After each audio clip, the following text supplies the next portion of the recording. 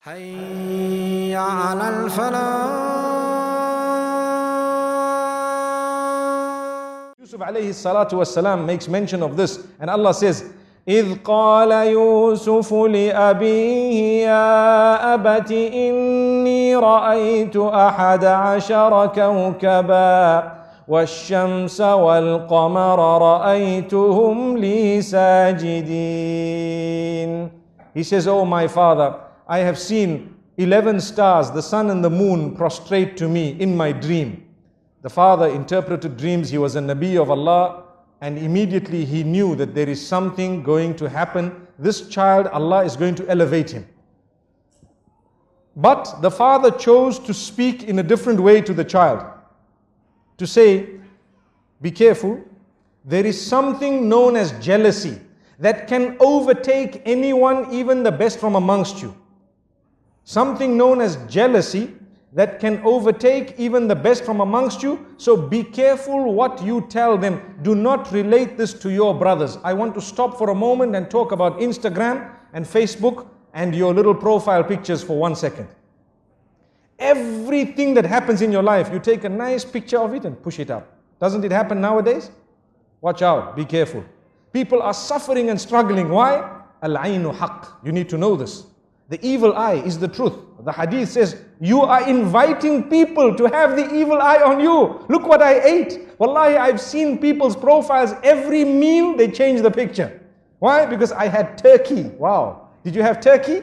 They say, I had this lasagna. And you need to know how to pronounce it as well, and how to spell it as well.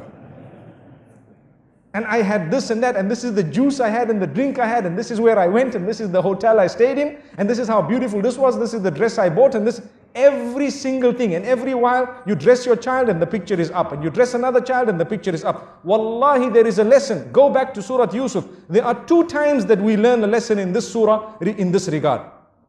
One was when the brothers were all entering into that particular palace or into the ministries in order to get their food. The father says, enter separately. And one of the reasons mentioned in the books of tafsir is so that the people's eye does not catch you all and does not affect you with the evil eye. That was one of the lessons that we learn. And here as well, the father says, لا تقصص رؤياك على إخوتك. Do not relate this dream to your brothers. Do not relate it to your brothers.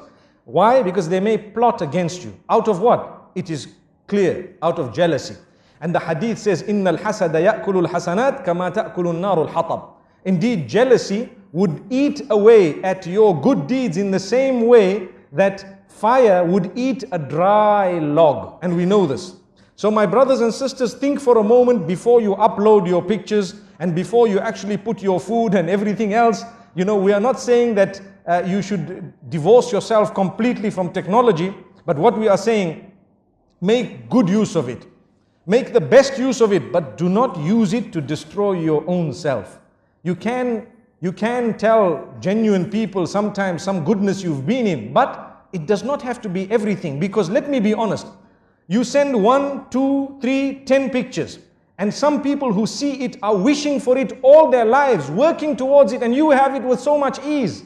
Do you think they will be able to digest it? There will come a stage in their lives when they start feeling something towards you. Look at this person, they have heaven on earth, and they don't know the problems you have in this dunya. Why don't we put up well, I'm not encouraging it, but I'm saying, imagine if we were to put up profiles about the bad things that happened in our lives all the time. We would be living in gloom and doom.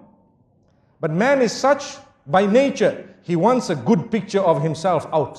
He wants a good picture, everyone. We want a good image. So there's no harm in portraying that good image, but it does not need to be the finer details of your life. Leave that between you and your loved ones and those who shared it. And sometimes if you really want, perhaps once in a while, you may want to share it with a selected few. May Allah subhanahu wa ta'ala grant us a powerful and a beautiful lesson. Look, we're speaking about Surah Yusuf, and we started speaking about beautiful things, and we said, be careful who you share it with.